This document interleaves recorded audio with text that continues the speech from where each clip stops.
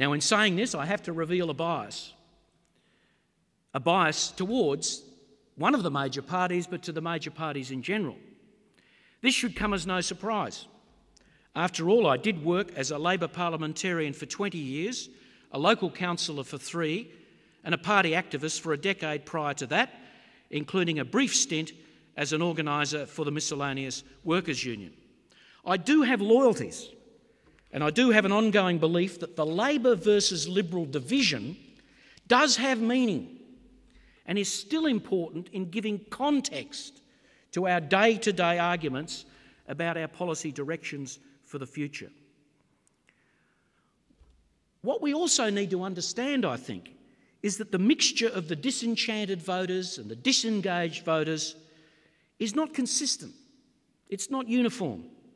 In fact, there is a fundamental divide here, which is as important as the divide I mentioned earlier between the Conservatives in the major parties mainly and the radicals from the outside seeking change. Disenchantment has its own divisions and internal tensions. There is what I would call a left-green as opposed to a right-populist form of disenchantment. The left-green movement seeks fundamental change in the political system, including proportional representation for the House of Representatives. They're Republicans and supporters of human rights legislation and a reprioritised public policy agenda that replaces economic rationalism with the principles and practices of sustainability. The unfettered capitalism associated with globalisation is the target of much of their campaigning.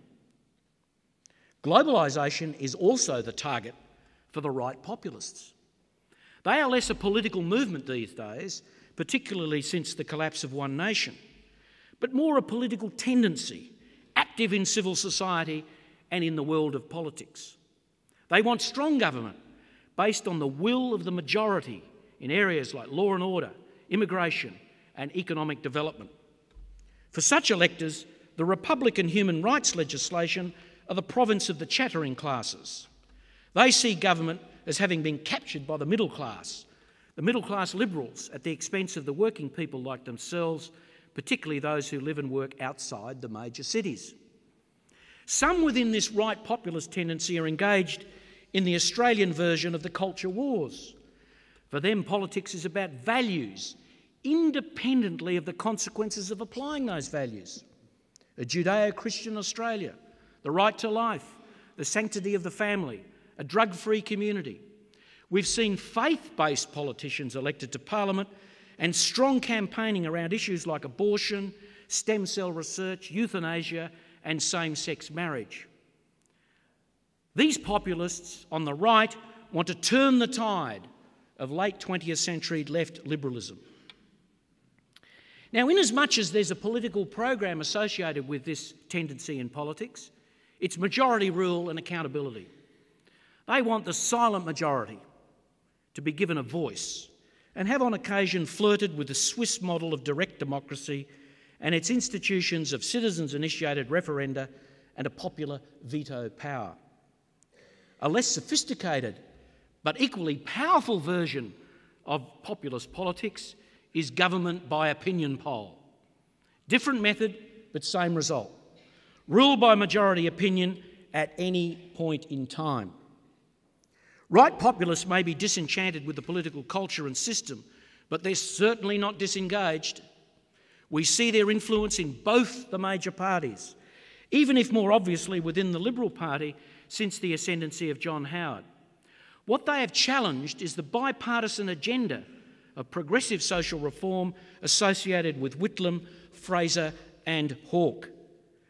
These two forces, left-green, right populists, have energy and commitment, and they're growing in self-confidence and power. They've been out flanking the mainstream political parties, squeezing their support. Politics in Australia is changing. The only question left is how far will the process take us? More important is the question, how far should the process take us? This takes me back to the conservative versus radical interpretation of our current situation. What the evidence tells us is that there is certainly a growing level of disenchantment which is associated with a degree of disengagement. However, it's my view that we need to penetrate deeper below the surface if we're to fully understand this disenchantment. It's a complex process with a range of cross-cutting elements. Already I've mentioned left green, right populist, both disenchanted, both putting pressure on, but that's not the only force that we see in Australian politics on the side of disenchantment.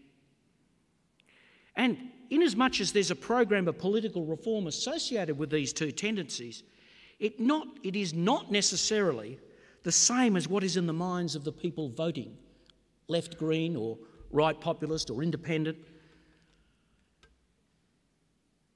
These are protest voters as well as conviction voters. Both are in there. Some choose to vote informal or opt out altogether, in fact, and not vote for any of the parties, even the minor parties.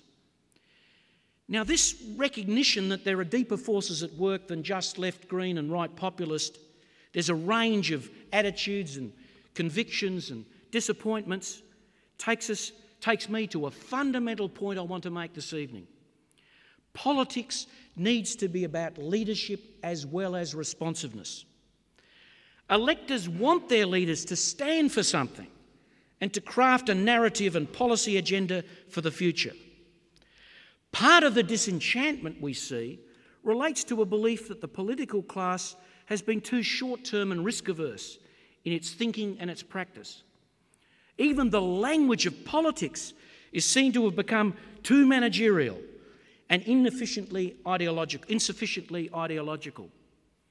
We should consider such criticisms when designing a political reform program.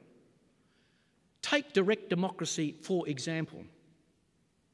It would certainly give power to the people. No mistake about it. That's what it is. That's what it would deliver. It would mean majority rule. But at what price? Currently, we have the very valid requirement that changes in our constitution must have the support of a majority of electors and a majority of electors in a majority of states. That's a good idea. A constitution belongs to our people. But to take that idea further and to put a popular veto on all matters would make legislative change difficult, if not impossible. One of the good things about our current system is that it does provide room for change that may be disapproved of today, but accepted tomorrow. This is how a good deal of economic and social reform has been achieved in the past. Such a leadership function can be best exercised in a representative rather than a direct democracy. We need a system that allows for change. What of the left-green agenda of proportional representation? This has been the system in Tasmania since 1909 and has become accepted throughout Europe. And of course, after the intense debate about the unfairness of New Zealand's first-past-the-post system, they too changed to proportional representation. There are, of course, many versions of proportional representation, and it is not my concern tonight to analyse them. Rather, I would like to address the logic of proportional representation and how it relates to the theme of disenchantment. Proportional representation will certainly give the minor parties a greater say, and it will guarantee that there's a balance in the relationship between the votes you get and the seats that you have. Coalition government or minority government will become the order of the day. Politics will be more complex and outcomes less predictable. In relation to this, let me say two things.